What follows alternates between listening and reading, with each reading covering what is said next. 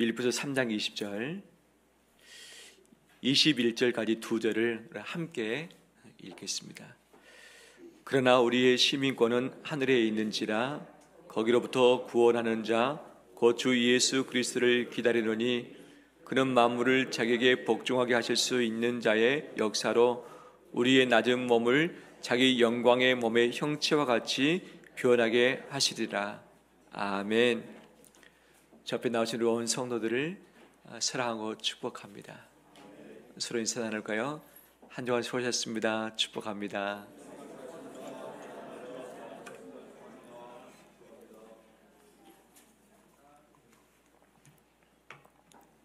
지난주에 한마음 축제 시간을 가졌는데 정말 기쁨과 즐거움으로 우리 심령을 가득 채울 수 있었던 그런 시간이었습니다. 예수님들께 감사드리고, 사정상 지난주에 함께하지 못했던 분들이 계시는데 다음번엔 꼭 같이 해보길 소망합니다. 투표하셨습니까?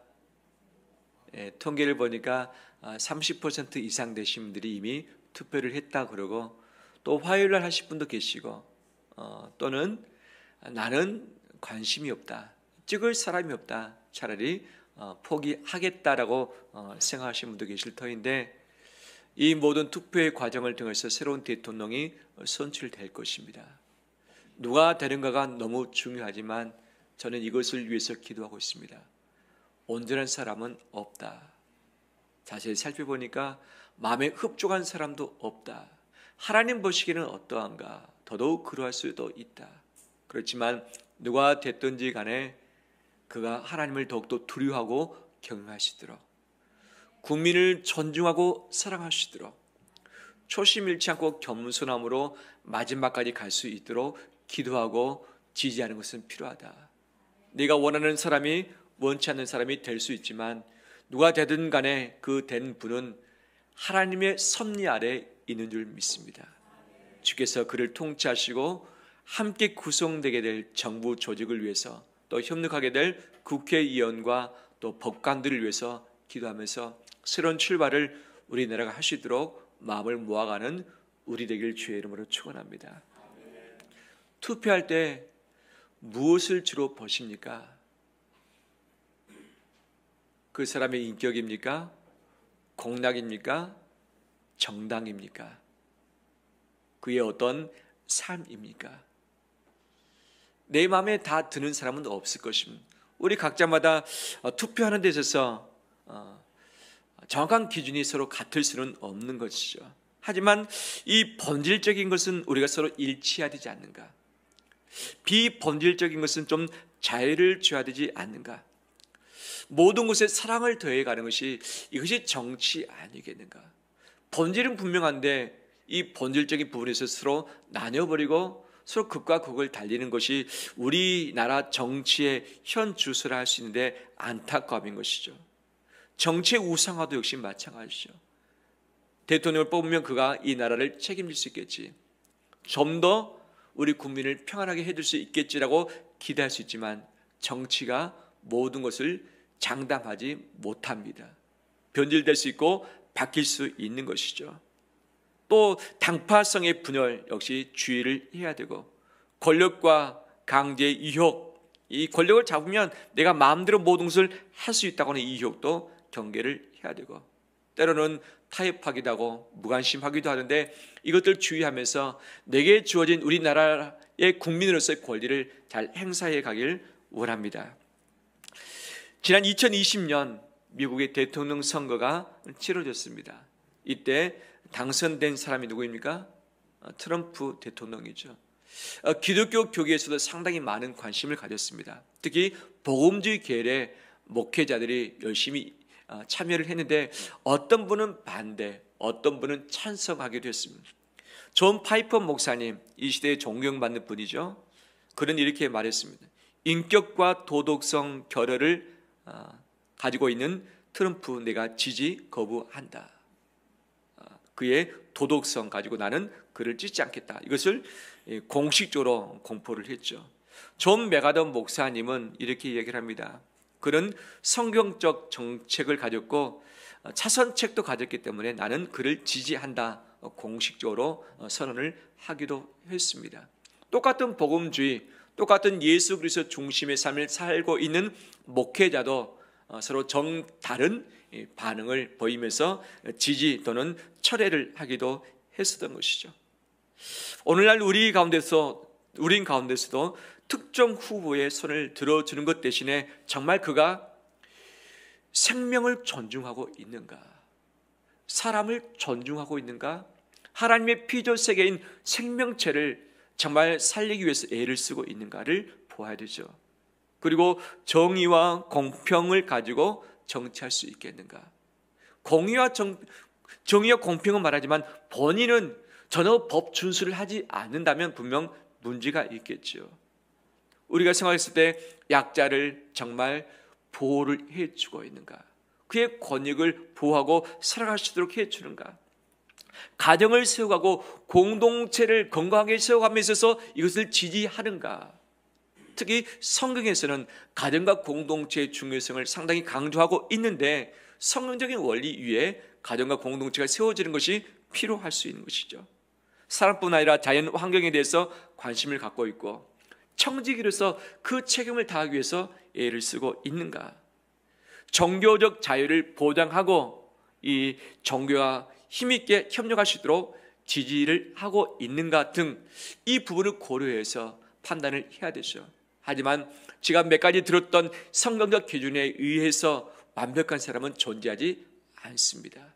대신 누구를 선택하든지 간에 그가 하나님을 경외하고 국민을 존중하고 사랑함으로 초심 잃지 않고 겸손함으로 완주할 수 있도록 계속 기도하는 것이 우리에게 필요한 줄 믿습니다.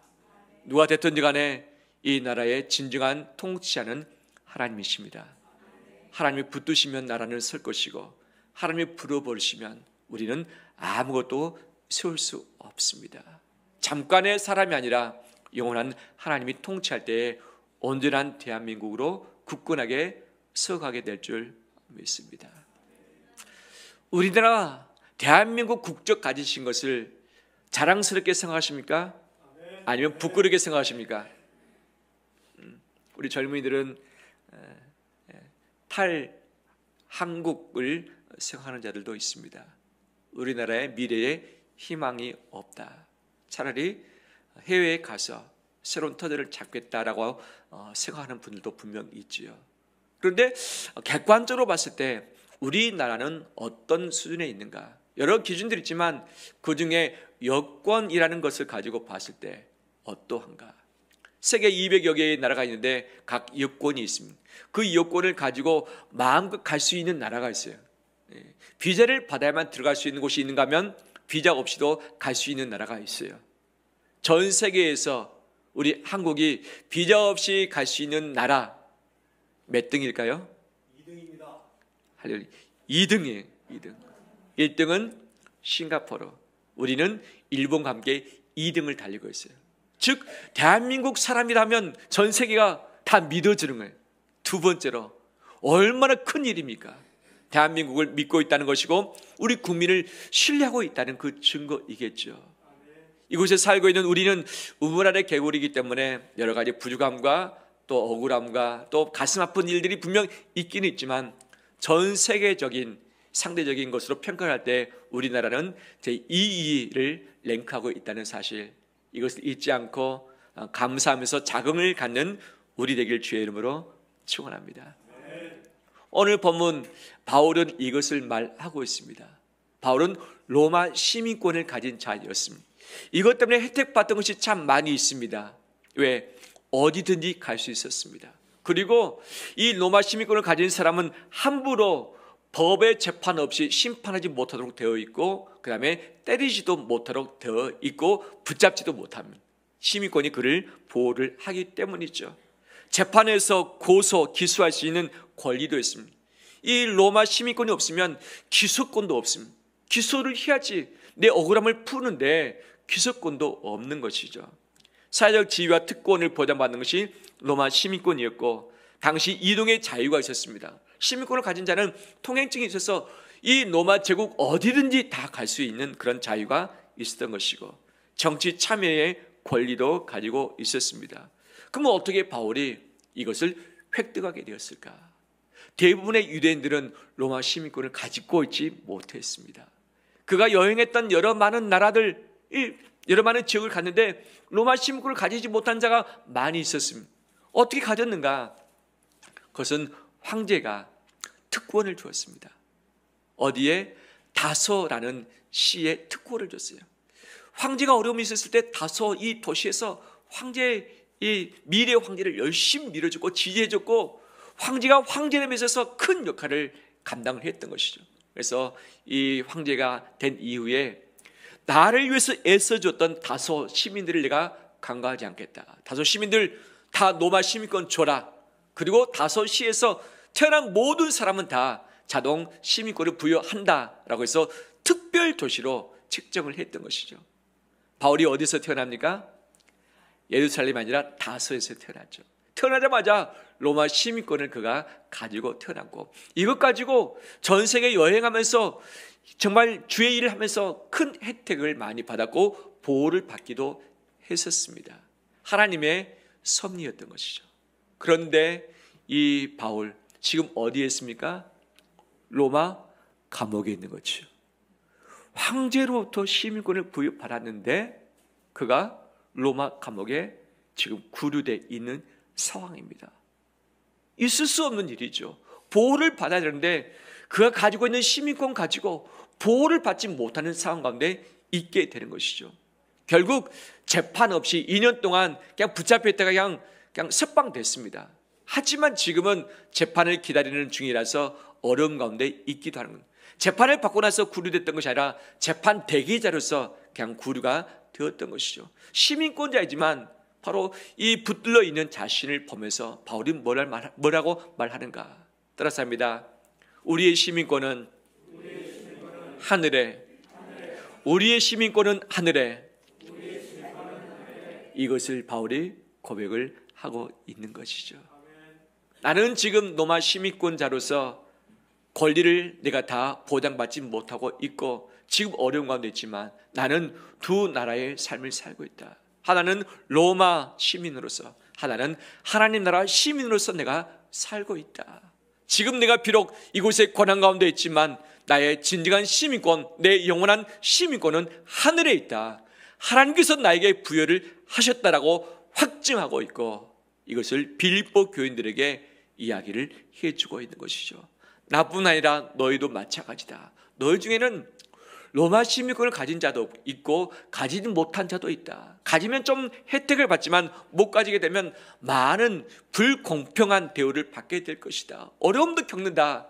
하지만 우리의 시민권이 하늘에 있다는 것을, 우리는 하나님 나라의 천국 시민이라는 것을 잊지 않았으면 좋겠다라고 하면서 예수님 다시 오실 때에 우리를 예수님처럼 바꾸실 것이다.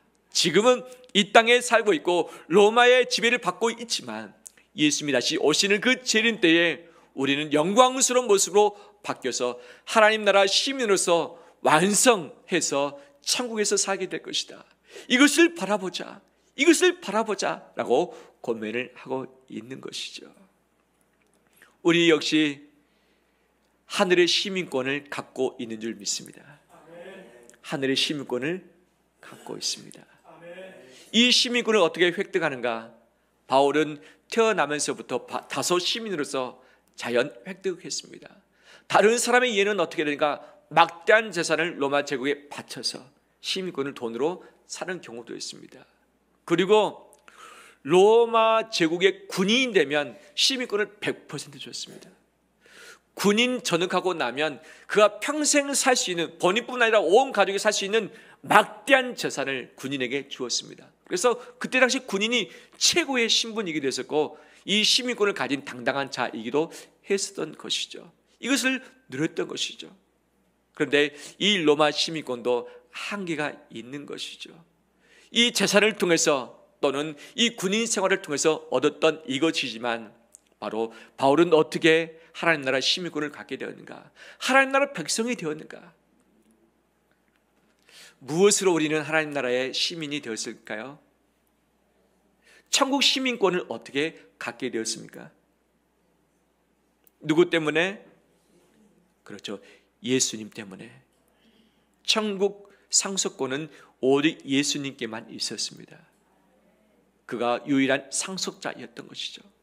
그 상속자 예수님이 상속권을 나눠줬습니다. 누구에게? 예수 그리스도를 믿고 따르는 자에게 상속 권한을 준 것이죠. 상속이라고 하는 것은 자녀에게 부여진 특권인 것인데, 하나님의 아들 예수 그리스도가 유일했지만 예수 그리스도는 그의 피값을 통해서 우리를 사셨습니다. 그리고 하나님의 자녀가 되게 했고 하나님의 백성 되게 해주셨습니다. 하나님의 시민 되게 하셨던 것이죠. 예수님과 동일한 위치에 두셨고 천국을 상속받을 수 있도록 우리에게 허락을 해 주셨습니다. 누구 때문에? 예수님 때문에. 그분을 어떻게 함으로? 믿음으로. 그분을 믿음으로 하나님 나라 시민이 되었습니다. 재산을 가지고 어떤 특별한 공문을 세워서가 아니라 오직 믿음을 통해서 우리는 하나님 나라의 시민권을 얻게 되었습니다. 요즘 저는 하나님께 감사한 것이 참 많이 있습니다. 뭐냐면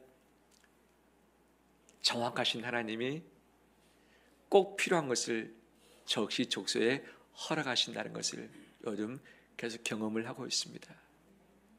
제가 많이 부족한 것이 있습니다. 연약한 것이 있습니다. 그때마다 주 앞에 엎드릴 때에 그 연약함을 덮어주시고 필요한 것들로 제게 채워주시는 것들이 있는데, 하나님이 살아계시구나, 하나님이 보고 계시구나, 하나님이 알고 계시구나, 이것이 큰 위로가 되고 힘이 되고 있습니다. 이 땅의 모든 것을 다 잃어버린다 할지라도 하나님 나라에 바로 집이 마련되어 있고 하나님 앞에 섰을 때 잘했다라고 하면서 안아주실 것을 기대를 하고 있습니다. 사람은 가까이 있다가도 멀어지기도 하고 멀어졌다가도 가까이 있기도 하고 저속으로 바뀔 수밖에 없는 것이 사람입니다.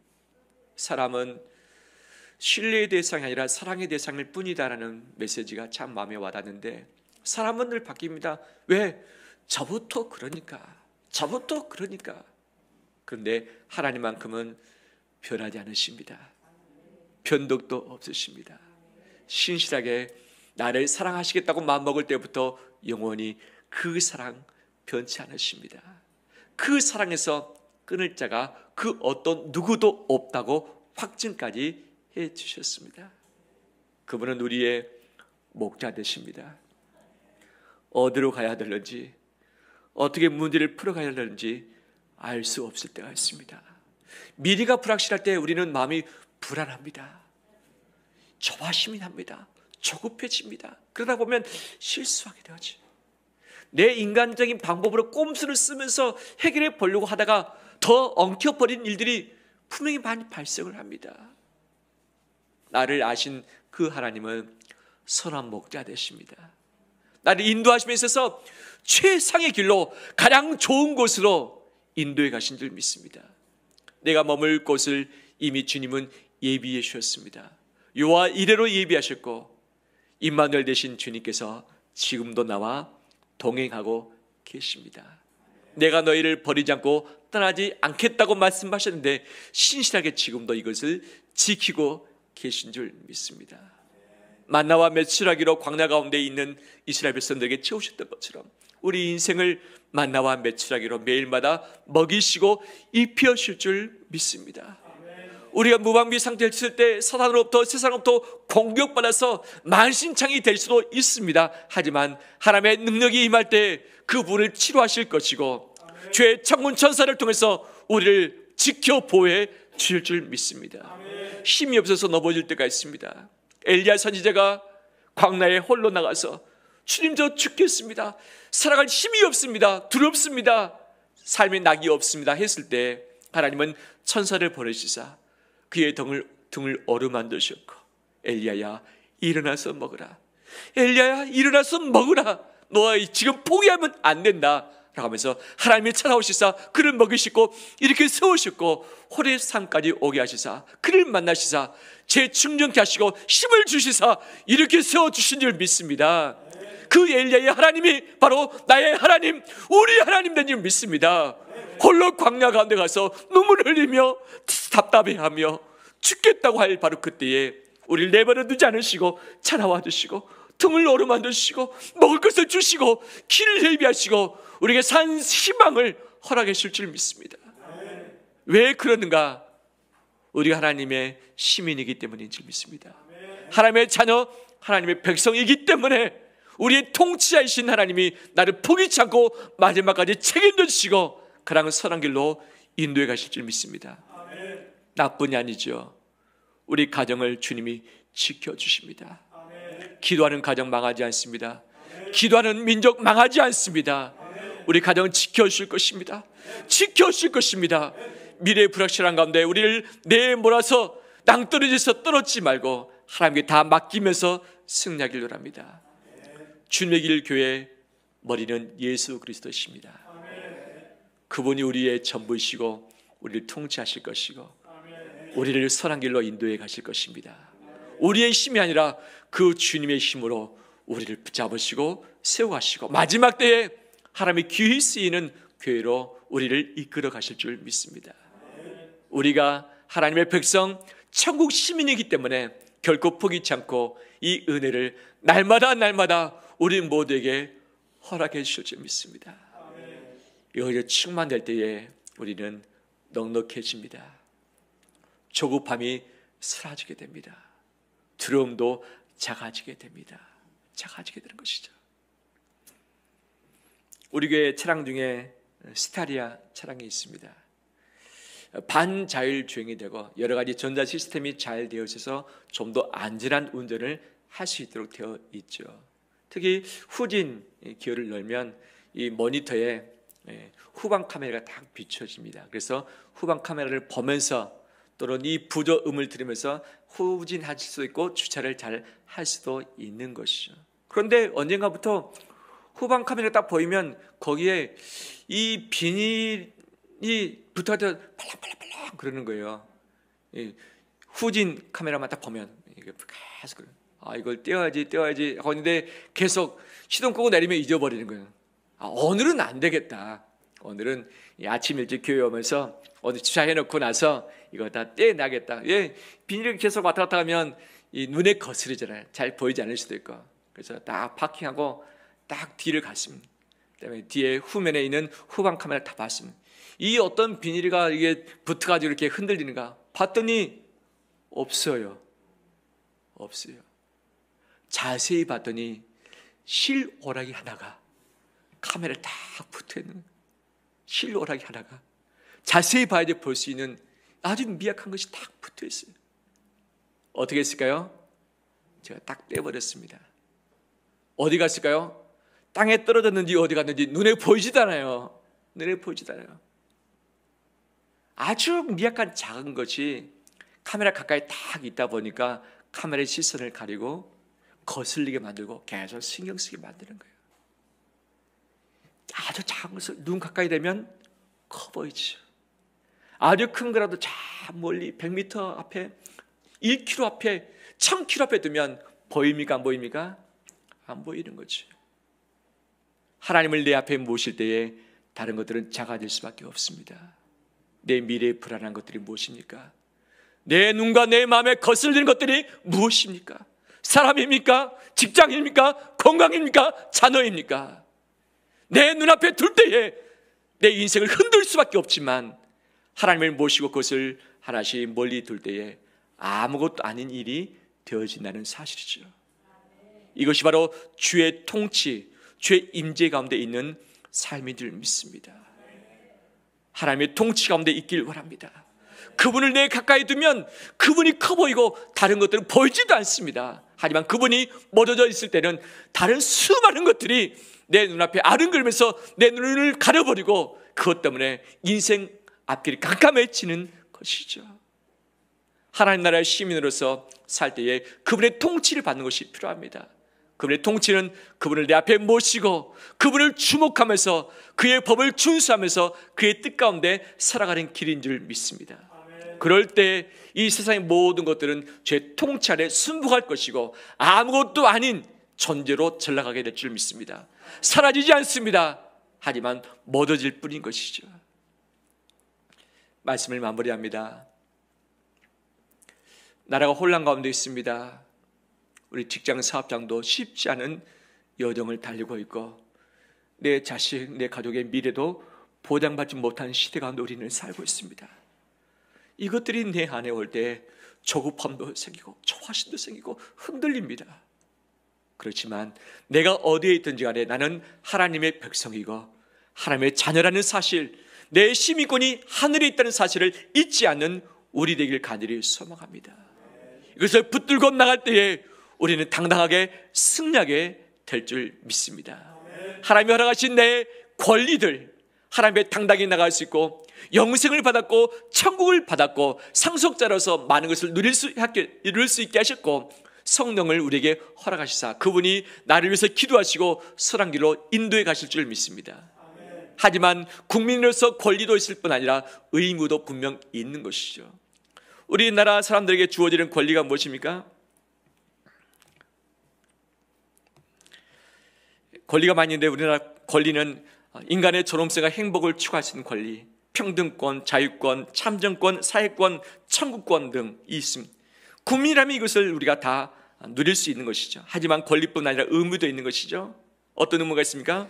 교육의 의무, 근로의 의무, 납세의 의무, 국방의 의무, 환경보존의 의무, 재산권 행사의 공공복리 적합 의무 등이 우리에게 있습니다.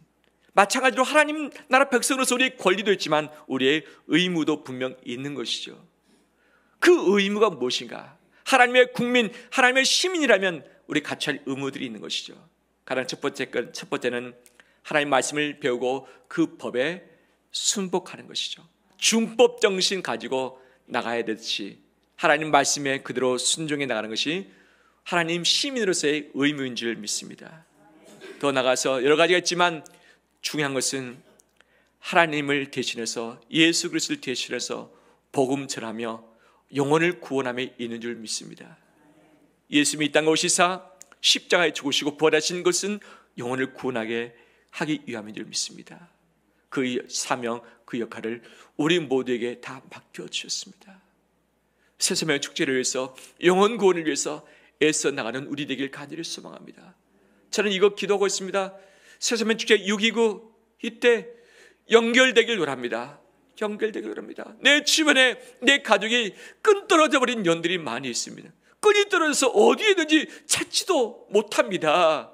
하지만 이번 기회에 끈 떨어진 연을 찾아서 다시 줄을 매놓길 원합니다. 예수 그리스도의 생명줄에 매놓길 원하며 교회 줄에 연결해 놓길 원하며 좋은 사람들과 연결해 주길 간절히 소망합니다. 나 혼자 믿음의 바톤을 가지고 달려가기보다 이 바톤을 내 자녀에게, 내 가족에게, 내 주변 사람들에게 연결해서 그도 함께 생명의 바톤을 들고서 주님 향해서 달려갈 수 있도록 연결해 나가는 우리 삶이 되길 원합니다. 그런데 이것은 영적인 일입니다. 영적 싸움이기도 합니다. 영혼 구원에 있기 때문에 하나님께서 역사하시지 않으면 우리는 할 수 없습니다. 영적인 일이기 때문에 무엇이 필요합니까? 영적인 일이기 때문에 무엇이 필요합니까? 기도가 필요합니다. 기도하지 않고서는 영적인 일은 이길 수 없습니다. 해낼 수 없습니다. 사탄이 가장 싫어하는 것이 영혼 구원이죠. 자기들의 백성을 뺏어가는데 누가 좋아하겠습니까? 사탄은 수많은 방법을 통해서 우리를 공격하며 우리가 주님께 집중하지 못하도록 흔들어 놓기도 하고 시험을 주기도 하는 것이죠. 기도할 때 이 모든 시험을, 이 모든 공격을 이기며 승리하게 될 줄 믿습니다. 그래서 다음 주부터 3주간 동안 세일의 특별 기도회를 하길 소망합니다. 왜? 영적인 일이기 때문에, 영적 싸움이기 때문에 이것도 하지 않고서 영혼을 어떻게 구출해낼 수 있겠습니까? 이것을 행해 나갈 때마다 주께서 영적으로 연결시켜 주실 줄 믿습니다. 결과는 주께 맡기면서 함께 엎드려 나가는 우리에게 간절히 소망합니다. 금요일 저녁마다 우리 권사님들 나오셔서 같이 기도하길 원합니다. 나오셔서 같이 기도하길 원합니다. 우리 권사님이 이때 이 영적인 기도의 불을 떼주셔야지 언제 떼주겠어요? 오셔서 우리 교회 아궁이에 불을 좀 떼주시고 이 불이 살아나지만 내 심령이 충만되어지고 부흥이 되어지고 이 힘 가지고 영혼을 구출해내는 거죠. 군인이 무장되고 힘이 있어야지 싸움에서 이길 수 있는 것이죠. 기도로서 무장해주고 기도로서 밀어줄 때에 하나님의 마음을 바꾸시고 이 약한 영의 모든 이 괴계를 깨트리시고 영혼을 하나님의 시민으로 만들어 가실 줄 믿습니다. 이 귀한 일에 함께 마음을 쓰고 애를 쓰는 우리 천국 시민 되시길 주의 이름으로 축원합니다.